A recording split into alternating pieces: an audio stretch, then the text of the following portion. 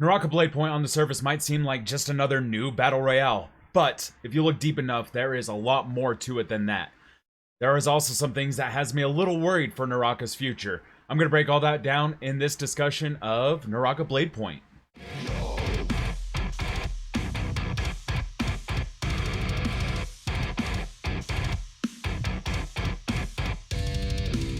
NARAKA BLADEPOINT from a gameplay perspective is not much different than any other battle royale. You pick a drop point, whether playing solos or trios, you load in, go grab some loot, fight it out with the next enemy, and move forward and forward and forward till you get to that final circle. However, it does do some things that are a little different in the sense of a battle royale that kind of get you eased into the gameplay.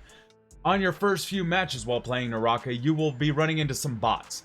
These bots aren't the hardest to play against, but they're not also the easiest. They kind of have their own clunky mechanics, but you'll find a lot of them as you're playing through, and it will kind of ease you into the combat and ease you into what you're doing around the area and around the map to figuring out how you play the game. These bots do decrease less and less the more and more you play, and the higher and higher you get, so you'll start seeing less and less bots. This is where the game starts kind of showing its true colors. There is a huge skill gap, for after playing many a times with the bots, you'll run into the real players. And if you find a real player that knows the combat and understands the mechanics, you're gonna get wrecked. And it can be a little off-putting sometimes. This game has some great combat, and the combat, with it being a melee-focused combat, is definitely the star of the show. There is this rock, paper, scissors style combat that certain abilities like parries will counter focus attacks, and focus attacks will beat straight attacks.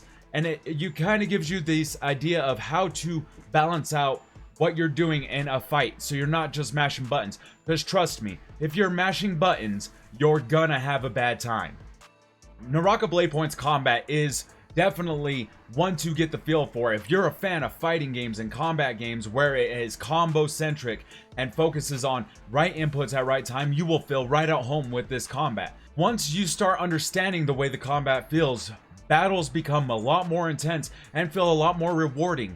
So don't give up on that combat, and don't give up just because you got beat by a better team.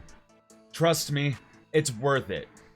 Speaking of how the combat works, there is ways to get into the combat other than just the battle royale that will make it easier for you to kind of understand with different weapons and different attacks and different styles.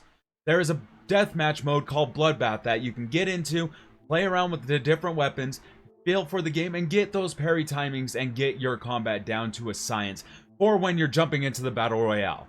There are also other modes other than just the battle royale ranked or Bloodbath. You can do custom lobbies where you can train and spar with friends to kind of get the feel for it, or you can jump into quick play. Quick play might be the easier route because everybody plays ranked, and quick play will kind of give you that feel for the battle royale without the sweat of the battle royale. Trust me, you're gonna want to get the feel for the battle royale before you experience the sweat. I promise. I promise. There are 6 playable characters at launch, 7 if you pick it up within the certain time limit to get the Yodo crossover that they're doing. So you have an option of 7 characters that are all completely customizable, minus Yodo, but she is getting different skins, and there is a skin available for her, so you can buy that. But with the 6 different characters, they all play differently. They all have their own unique abilities and their own unique gameplay style that will make it fun for you to kind of figure out what character you like playing. There are some characters that do feel a little more guided towards solo play, and some characters that feel really good for a trios gameplay. So you'll kind of feel the balance of what characters you like versus what scenarios. With each character comes customization, and this is where I love the game for a lot of its focus on customization. You can completely customize your character to whatever you want. Yeah, they're their character, but they are your character. You can put your face in the game, or you can put other people's faces in the game, or you can just make some really weird looking things. They have so many things from Aquaman put into the game to Kratos, so you can explore the different types of looks and feels for the characters, which truly makes that character kind of unique in your own. Everybody can be playing a Matari, but not everybody's going to look the same. Unless you're Mime, then everybody's going to try to look like Mime.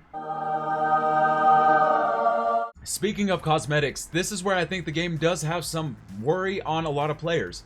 It is $20 to buy this game, and it has a battle pass. However, the battle pass is free and you can unlock it as you're playing through it, but then you can buy the battle pass, which allows you to get more cosmetics and more gold and more items to keep getting more cosmetics.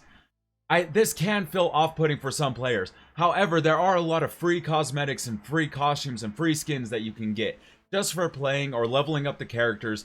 So there are stuff for you even if you just buy the base game and never pay a dime for anything else. I do understand that people hate microtransactions and do not like them, especially in paid games. However, there are, like I said, free cosmetics, and I don't feel like any of the cosmetics are really doing much other than making you have some flash that you want to have. No cosmetics or anything in this game has been pay to win, which is definitely a good solid. Even if you're against the microtransactions and don't buy them, just know you're not going to be at fault for being behind. There is another thing that I do feel might put you behind, and there are these things called glyphs. You get them in talents as you level up, and they allow you to dodge more, or have more energy, or have more rage, which allows you to do your ultimate ability more, grapple further and faster.